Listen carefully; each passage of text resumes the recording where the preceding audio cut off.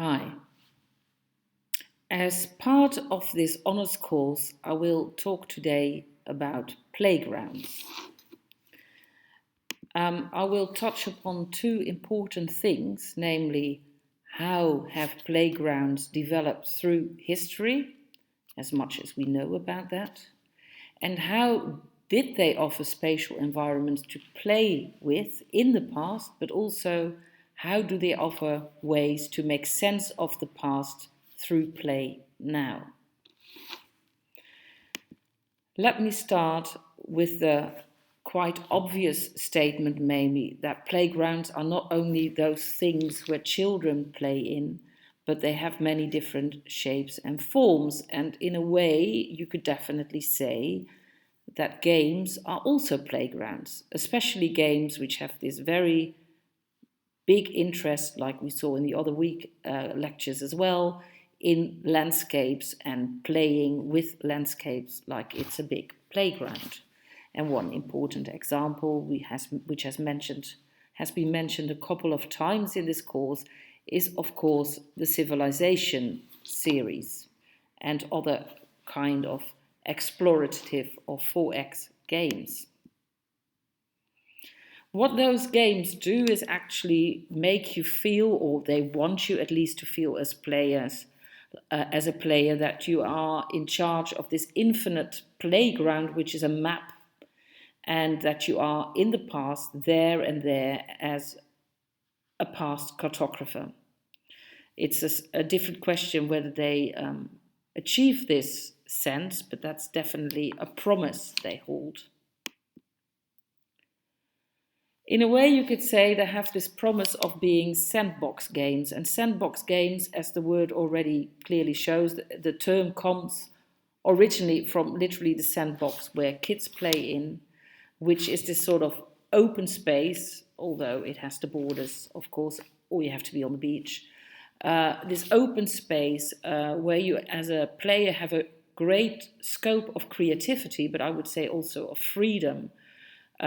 To work towards a goal, or maybe not have a goal at all. So these sandbox games have this sort of illusion that they have a great scope for experiment, both with possible pasts, where this course is mainly about, but also to play with futures. What can you build? Also in the activity of playing itself. So, although they are not infinite, as I said already before, they seem to be infinite in possibilities. Yet, although they may hold that promise or have this sort of give you this sense that it's sort of endless what you can explore and what you can do, playgrounds often do have borders. They may be harder or softer, but often there's one point in space where play stops, whether it's a choice you make yourself as a player or whether a demarcation makes you stop. And where play stops, where those borders stop, has a lot to do with the game mechanics of a particular game, or also, game mechanics in an environment. Doesn't have to be video games then. Rules are guiding you as a player, the game mechanics that's called, but certain games have less strict rules, and that opens up more possibilities for the borders or the playgrounds to be softer. As I just said, that may create that feeling that you have more possibility, but they're never infinite, right?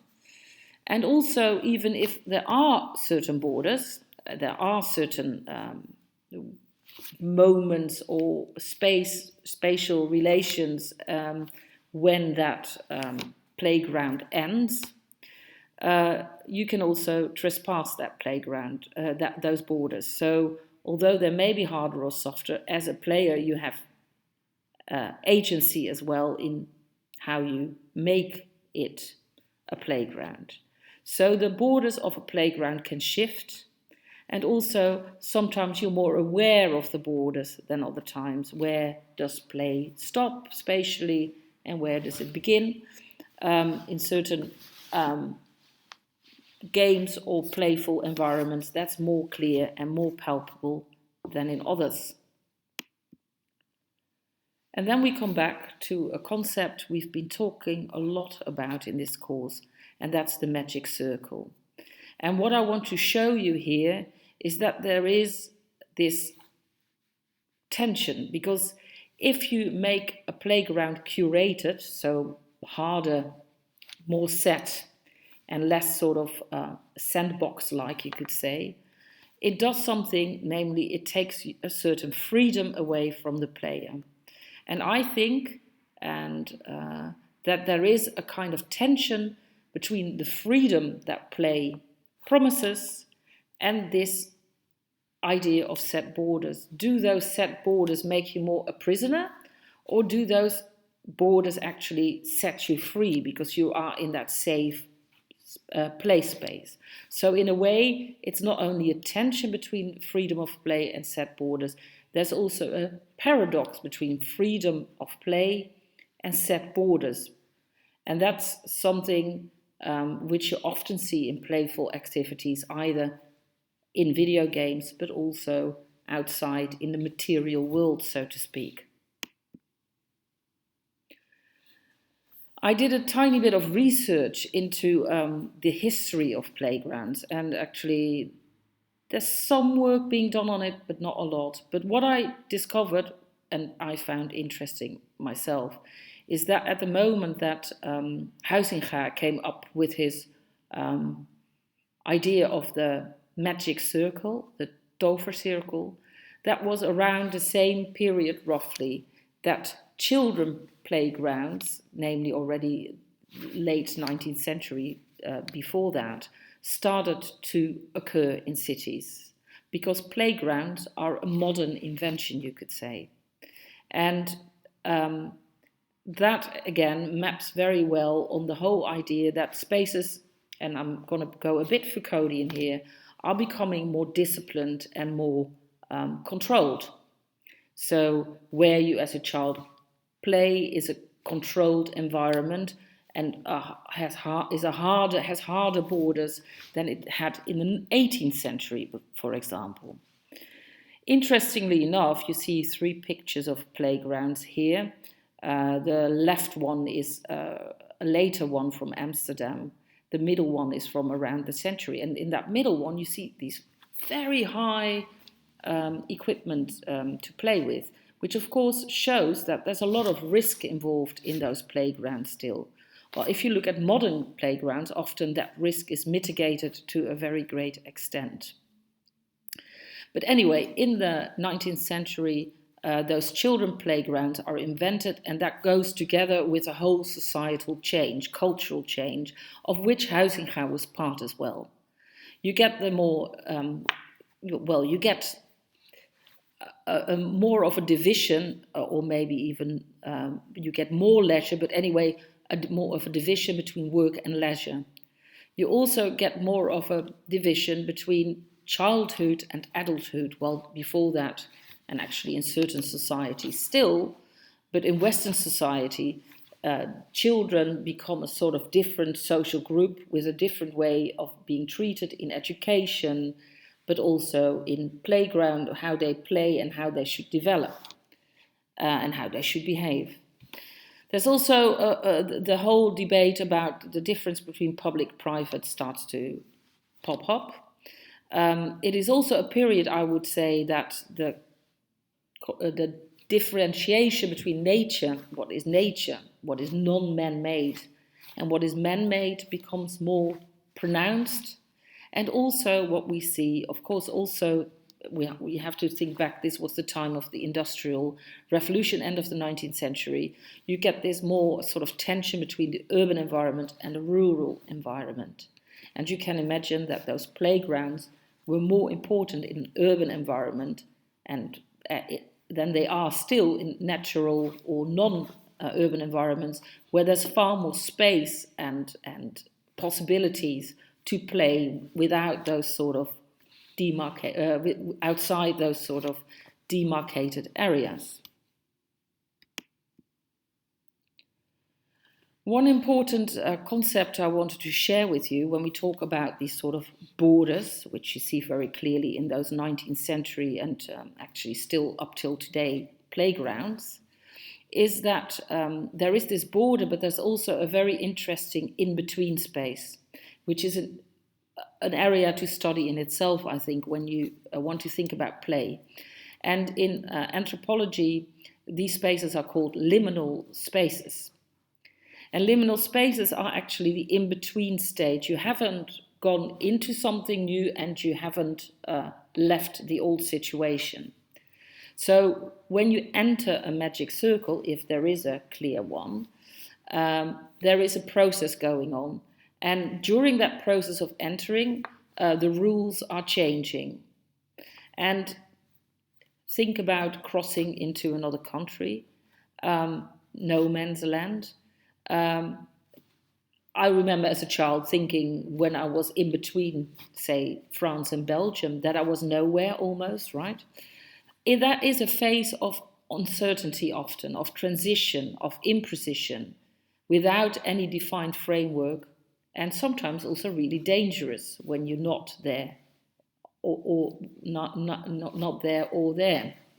So examples of these liminal spaces are edges, borders, being on the border instead of in or out, terraqueous zones, wastelands, also in urban environments, and no man's lands, making a spatial transition from one milieu to another. These, when we think about play, whether it's a video game or going out to play outside in the city, in nature, you have these spaces which are neither in play or out play. And that's an interesting thing to study. And also how that idea of liminal spaces has changed over time.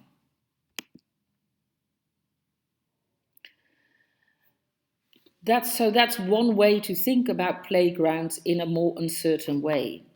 But of course, despite all these efforts, you could say, to curate playgrounds, there always have been spaces where you can make makeshift playgrounds.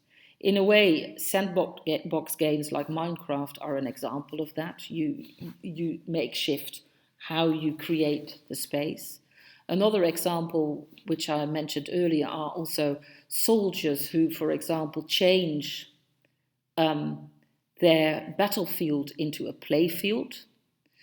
And also the beach, where you make the beach into a play zone, like that other picture shows. Another nice example, and one which is quoted often, is the one which I show here with the title Sous les pavés la plage. And that's a slogan which was used by the situationists in the 60s. It means, as some of you may understand, under the pavement is the beach, so freely translated. And what they literally did was going into urban environments. This was an artistic, anarchic movement in France, and partly also France, Paris, and partly in Amsterdam. They said you can make a playground out of the city, and we have to be sort of anarchic, not only in the way we cross the city without maybe a purpose, but also by literally lifting up the stones of the pavement. And then if you actually remove those hard borders, you could say, playgrounds emerge. And some would say that that was in the 60s, 1960s, 50s, 60s, sorry, that this took place, that this is a sort of, this marks a difference in how Western society thinks about play since that other turn I mentioned when playgrounds became more demarcated. Because some people would contend that in the 20th century we witness a kind of ludification. And with that term, which is from Joost Razens, a colleague game scholar from Utrecht, with that term ludification, he and others mean that play becomes more dispersed and part of many different activities. We have mentioned some examples. Labor, the sort of merging of playing and work, which is lately often palpable, is an example. Another example is how we gamification, you could say, is an example of that. How we actually, this course could be even an example of it, and how we make you play and study through play, so playful methods in education. There are all these examples how play becomes more dispersed in other activities. In other words, those magic circles I talked about before become less detectable, you could say. So, in a way, playgrounds become more makeshift and have softer borders. They're less solidified as the 19th century educators wanted those playgrounds for children, for example, to be. So when we talk about those liminal spaces, actually, it's not clear where that liminal space is. It's not clear where no man's land ends or where it begins. One could call these spaces hybrid spaces, as de Sousa e Silva, for example, has done when she talked about mobile games, because mobile games take place in often urban, don't have to be urban environments, and actually you put a different layer, so it's not under the pavement as the situation is, say, but on top of the pavement, you put a new layer in which there's a sort of hybridity between the environment as it is normally and the game quality you add to it, like, for example, in Pokemon Go. Now, the question remains, and not much research has been done about this, is this something which only came with the ludification we are witnessing maybe in the 20th century? Or does it go in phases, and were they maybe also less demarcated in the past? Well, we can only have snippets of evidence about this, but it's interesting when you look at pictures and think about play in other times. You see here part of an old card deck, and cards like this were used actually often both to play with, but also to tell the future. So tarot cards and play cards were often the same thing, hence that they have a similar sort of numerical system, but also a similar iconography. Then there's, of course, people playing cards at a table, which is a very interesting example of a makeshift playground, because the table where you sat on to eat is emptied to play on. And actually, you still do that, right, when you play board games, for example. And as it may be used for playing a game, you can also put your drink on it, for example. So you have, again, these layers in the playground, hence the term soft spaces. The space, not only the border is soft maybe, but it can also be a soft play space in itself. Another example I tried to show with this Bruegel painting is that public spaces could be a marketplace one day and a playground the other day. So again, an example of not only simultaneous layers of what playgrounds can be and how soft or how hard they can be, but also how they can change over time.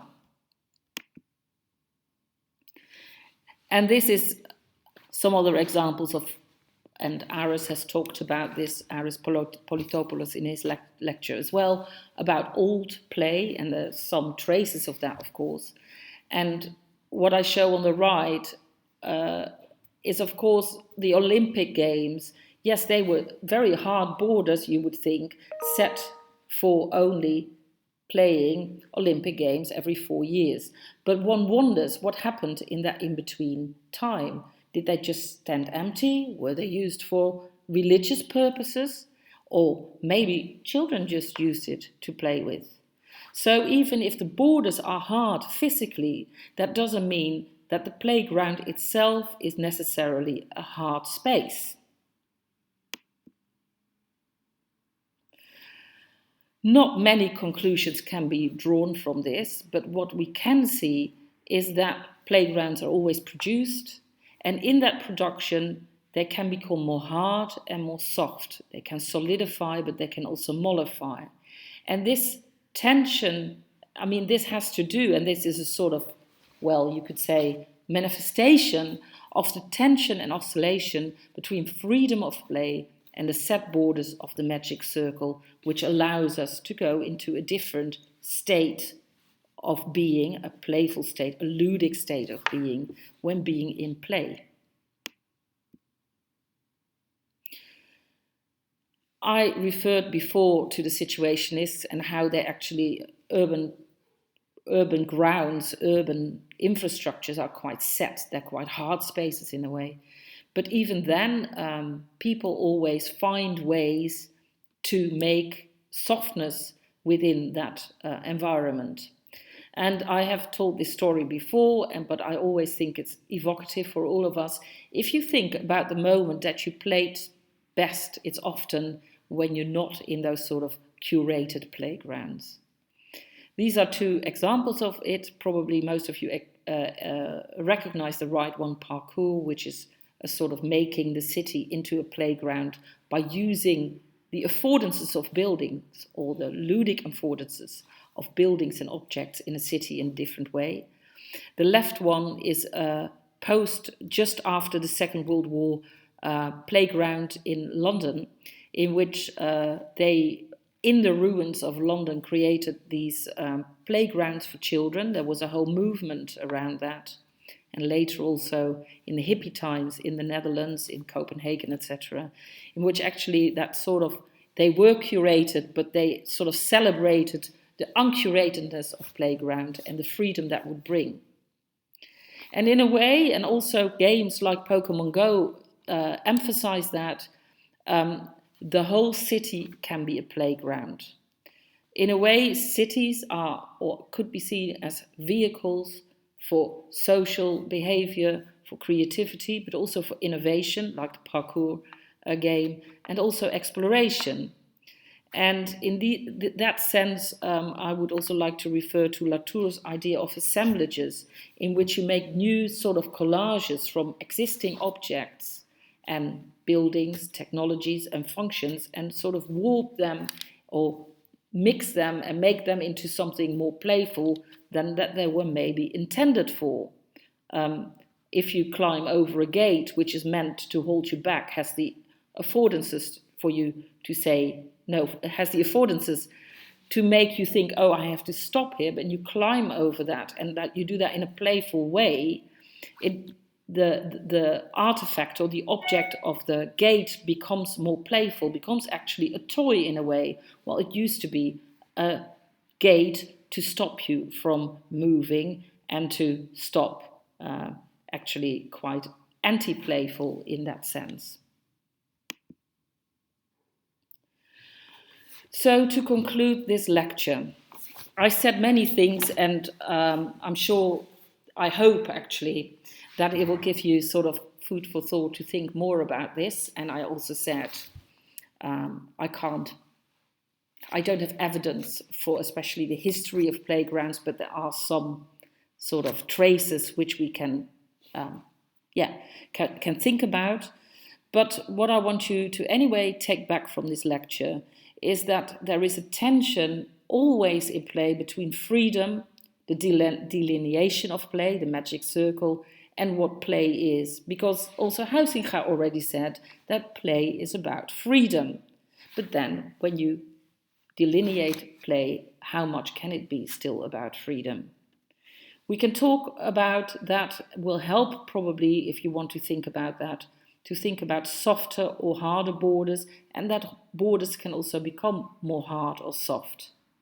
It also helps to think about not only the borders in terms of hard and soft, being more or less liminal maybe, but also to think about the space within where you play as more hard or soft.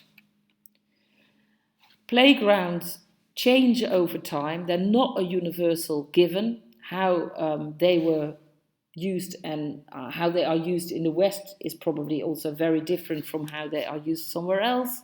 They're also totally different. They were totally different in the 19th century as they are now. Think about the playgrounds now, which often have these sort of almost like they look like a castle or have animal figures in them. Well, if the black and white pictures I showed you a moment ago, they're all quite abstract playgrounds. Anyway, as the sandbox figure, which I started with, says or shows in a way, playgrounds are loci or places for experiment, time play experiments, but also experiments with what if. What if I put that there? What if I do this instead of that? And that brings me back to the past at play. It gives infinite possibilities, playgrounds, especially if they're more open, I would say, but you could debate that, to experiment with the what if of other times and spaces.